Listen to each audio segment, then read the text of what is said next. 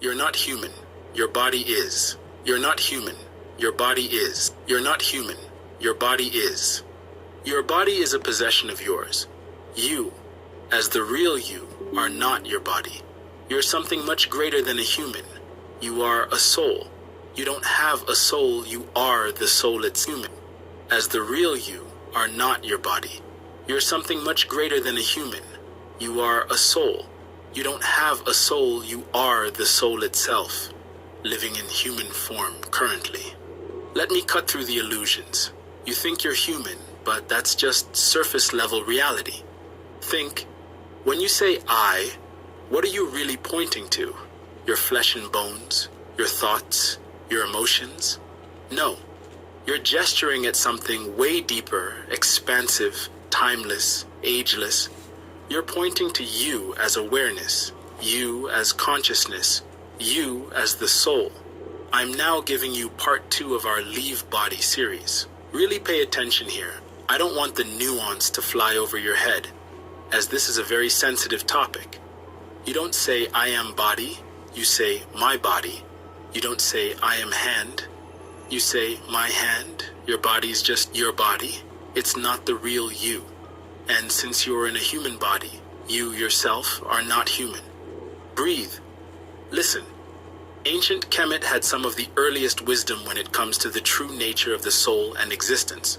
The Emerald Tablets of Tehuti, the oldest ancient tablet known to man dating back over 36,000 years ago, Tehuti says, Man, ye think that ye liveth, but know it is life within death. For as sure as ye are bound to your body, for you know life exists. Your physical existence, which you've been taught to identify with, is actually a limited form compared to your true self. Let this bubble in your brain for a minute. Your body, which you've been conditioned to believe is you, is actually just a temporary vessel for something far greater. You are not your body. In another passage of the tablets, Tehuti says, Only the soul is space-free, has life that is really a life. All else is only a bondage, a fetter from which to be free. In Hindu philosophy, they call this greater something Atman, the individual soul, the eternal, unchanging self. The Upanishads state, Tattvam Asi, thou art that. You're not separate from the universal consciousness. You are it. A part of it, it lives within you as you live within it. But how can you be something beyond your body, beyond your thoughts and emotions? The answer lies in understanding the nature of consciousness itself. Vedantic philosophy breaks it down into 4 states of consciousness: waking, dreaming, deep sleep, and turiya. The first 3 you know well, but it's the 4th state, turiya, that holds the key to your true nature. Turiya is pure consciousness, awareness without object. It's the canvas on which all experience is painted. Think. In a dream you experience a world as real as this one, with its own laws and logic. I bet that each time you dream, you're totally wrapped up in it, absorbed in it as if it's your normal waking state. And when you wake up, you realize it was all a projection of your mind. What if this waking state is just another dream, another projection? What if you, as pure consciousness, are the dreamers of both states? This isn't abstract philosophy. It's a practical understanding that can transform your entire existence. When you realize that you, as the soul, are not your body, not your thoughts, not your emotions, but the awareness that perceives all these, you gain the potential for true freedom. That potential, when fully tapped into, can transform into the ability to leave your body at will. You would be consciously existing as a boundless spirit. You can break free from the limitations of the physical world. You can leave your body. Breathe. Feel. The Tibetan Book of the Dead speaks of the Bardo state, a state of consciousness existing without physical form. In this state, the soul encounters various apparitions, both peaceful and wrathful. These apparitions are said to be higher dimensional entities, some working for positive, and others for negative purposes. The enlightened soul sees through the illusion and gains liberation from any wrathful entities. You are that soul. Right now, at this moment, you're experiencing the human state, but it's not who you are. It's an experience you're having, a role you're playing, If you want to learn how to break free from this role, then give us a like and subscribe. We'll continue to teach you how while you help us grow. Now, let me teach you about the evolution of the soul.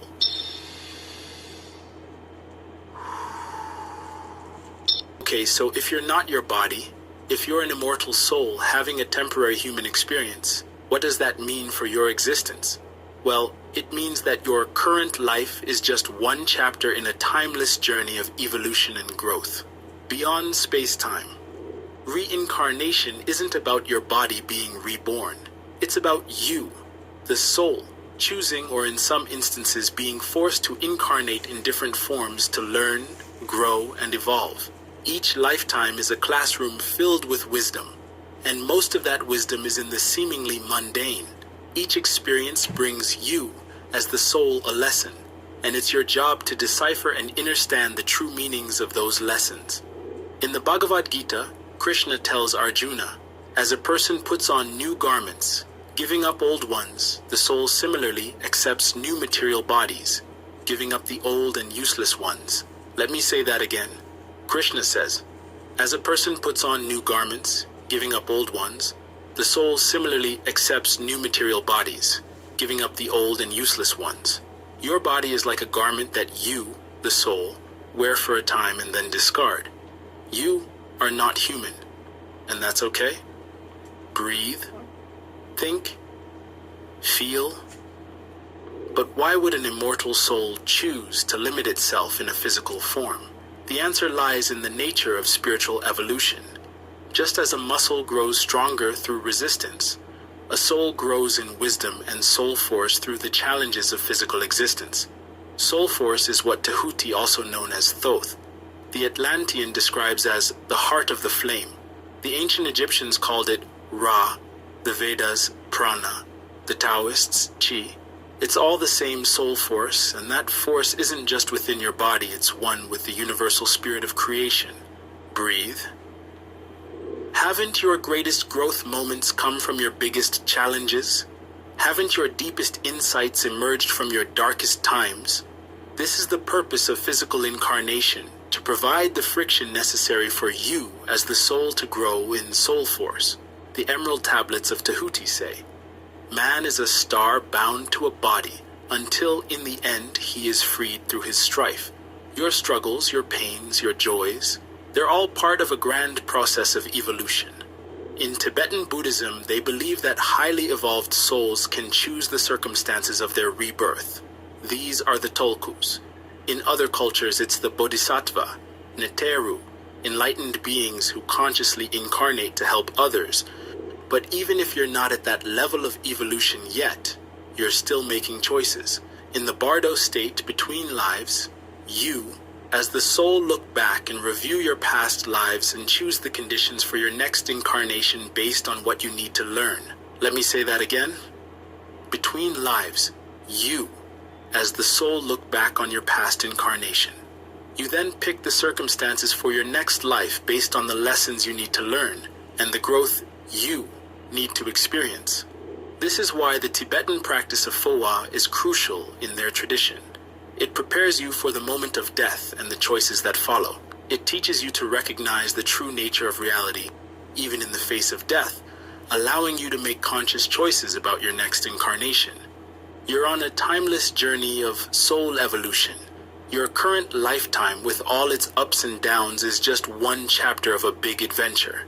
Comment below if you want to truly experience timelessness as a soul consciously.